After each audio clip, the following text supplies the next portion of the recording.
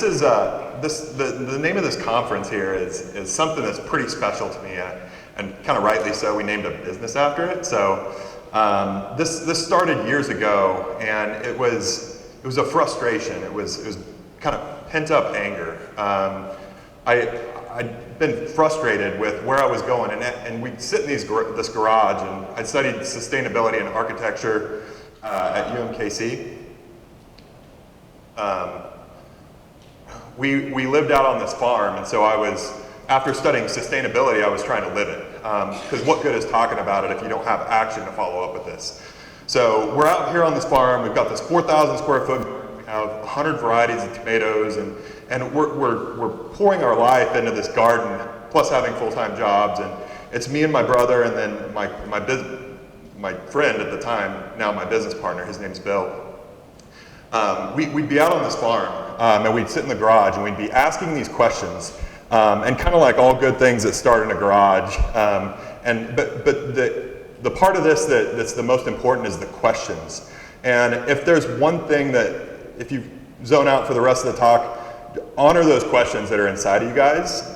There's a dream nestled somewhere in there, and protect that fiercely and fight for it, because in every single moment we have this choice to either go that direction or not. It's all about perspective, and I think John Steinbeck really nailed this in his book, East of Eden. And I want to hit on that just a little bit here. So this is us brewing beer. We had chickens, rabbits. We were living the dream. Then we started roasting coffee. Bill brought that. He was moving through Kansas City on his way up to Portland to be a coffee roaster. And so I was like, hey, join the club. Like, we're just trying to produce more than we consume. And so we were just messing around in a garage. And this was, I think we started this particular picture is in 2011. This is our first batch of coffee. We had no idea what we were doing, but man, if you produce something, it always tastes better. So, but this book it was really formative for when we were sitting around in this garage talking about who am I, what am I. Kalina kind of hit on it too. It's this internal dialogue. It's the big questions, the big talks, the big ideas that we're sitting. We're asking, how can we set up the confines to instigate another revolution, another enlightenment, another movement? But more importantly, that's this external thing, but kind of diving inside, there's an internal revolution that needs to happen first. And the question that we asked ourselves was, and particularly me, was how can I change the world if I can't even change myself? So John Steinbeck, a classic American literary, wrote this book, East of Eden, and he goes in. This is probably my favorite quote in the entire book. I love the enthusiasm that he shares for like the potential of, and I'm sorry that it's kind of put in a masculine sense here, but I believe that everybody has this rooted deeply in them somewhere. I think it's something primal that when you tap into it, all of a sudden there's energy and there's a life force in that's pretty palpable. And I'll show you some pictures in a second, because our question was, how can we take that choice, or how can we take that internal questioning, and how do we manifest that, or how do we display that for everybody to see? It's addictive. That whole entrepreneurial wild man thing is, a lot of people say, you're a cowboy. I don't know if you guys, a friend showed me that Leroy Jenkins YouTube video where he just kind of runs in, and that's kind of me. I call every day, we're running and gunning, and every day I get T-boned and sideswiped by all these, especially when you own a business, it's something different every day. But having a positive attitude, but taking these ideals and the unseen and making them seen. That's his concept behind this "Thou mayest," because in every given moment, we have two options, either to do or not to do. And if you listen to Journey, they say even if you decide not to do anything, you've still made a choice. So what he's talking about in "Thou mayest," it's this Hebrew word that he describes as this Hebrew word, and it's called temshel. and it means the way is open.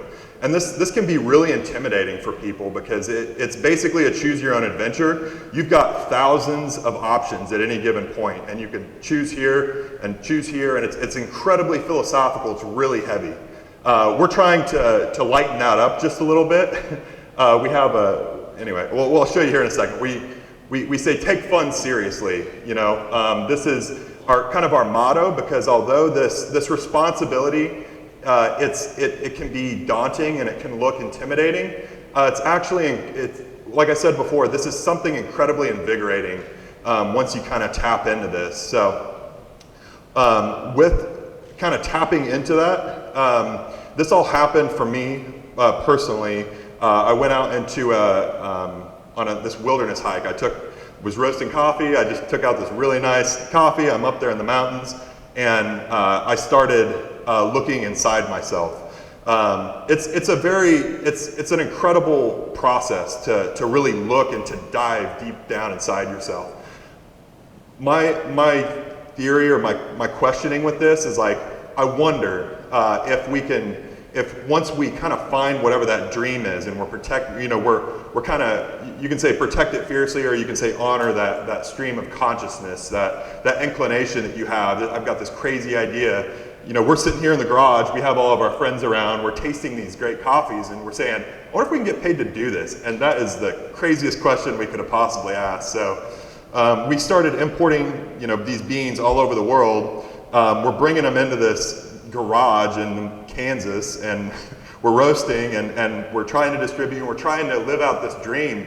All the while we're kind of sitting around talking about it and taking fun seriously. So we got really involved. Those are the slides I missed. I'm going to back up here a little bit, because as I was going into this kind of self-awareness time, who am I, what am I, really I think the most important question is why. Who cares? If I don't have a choice in any of this, like, I'm gonna go move to South Africa, where the weather's nice and the flowers are pretty and the wine flows, and like I'm gonna live my life. On the other hand, it was like if there is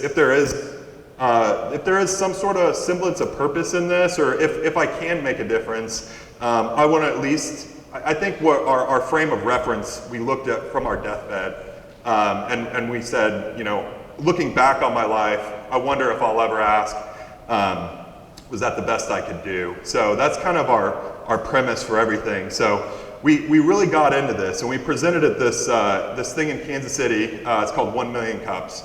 And they asked the same question that we were asking in the garage. We wonder what happened if we can start these, if we can assemble all the thinkers and all the doers and the entrepreneurs. What if we get them all in a room, we get them really buzzed on coffee, and we get all this excitement, and then we just let them go at each other. So that's our goal now. That's our question now. And so what we did is when we went into this whole coffee experience, we ended up making our shop just a little bit different. So these are some before shots. This is it currently. The most exciting thing for me is that everything that we're doing, we say, we roast coffee. We're in the people industry. We just happen to be doing coffee. So when people say, they're like, you're the coffee guy, it's like, I care more about the people that are behind this, because that, for me, that's the why, but that's the dream, that's the vision for me inside of me. So for everybody, it's completely different. And so my point with this is like, when you're going through your life and you're questioning, embrace that, and really dive into it, like really grab it and really look it in the face. Don't be afraid of it, because, and that's kind of what we learned out on these trails. We have all this hiking gear in there. Being out in these wilderness environments, and it's like you can take any given path. And we also like we're kind of nerds, and we like to read. And there's the Robert Frost about the road less traveled. It made all the difference in the world.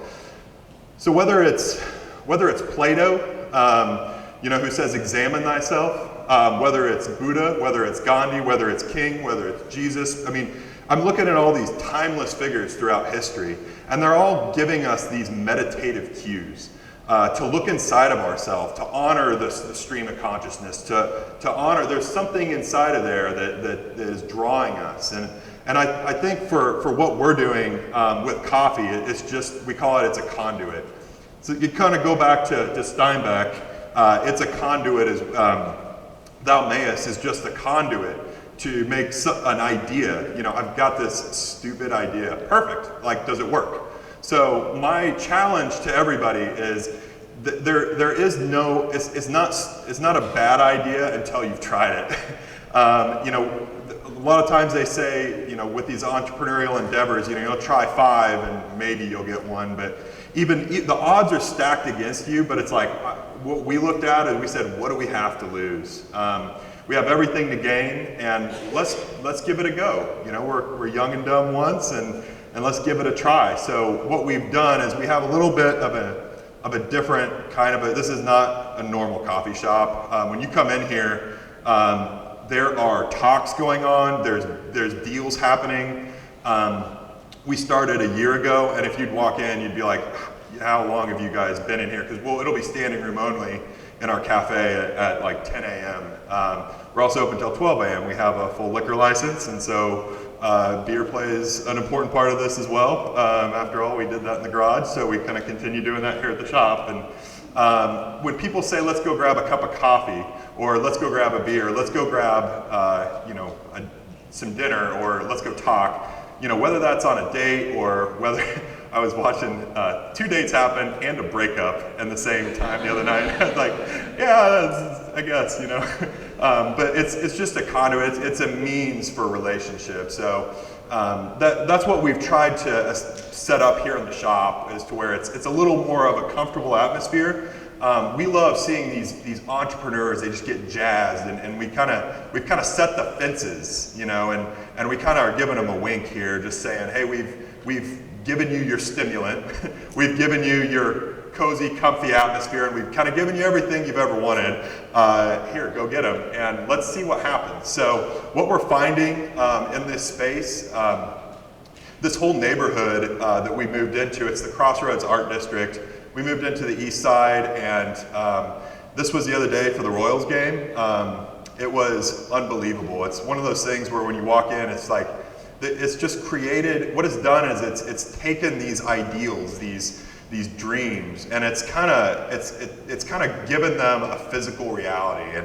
And it seems weird, but you know, when we went into this, we had no idea if this was going to work. It was the scariest thing we'd ever done. It was a lot of money, and it was a lot of us that we were kind of just, you know, here, let the world judge me through Yelp and Facebook and all these other ridiculous things, you know. And it's like, so to do that, it does take a lot of courage. And so I want to encourage you guys, as you continue asking questions, make sure that you are you're taking action about that. Because if you just have a bunch of great ideas and never decide to move on it, you're just going to be stuck in that same spot. You know, oh, that was my idea that so-and-so did, or, you know, oh, I would have done that, but, you know.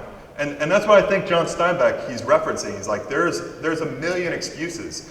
I think he also is giving kind of not just a social, but a religious critique of his day, where he's, you know, that kind of the sentiment of that day religiously was pie in the sky and the sweet by and by. I don't have to worry about it because someday I'll be somewhere else. And I think Steinbeck encourages and implores us to say, where is that? Like, it's right now.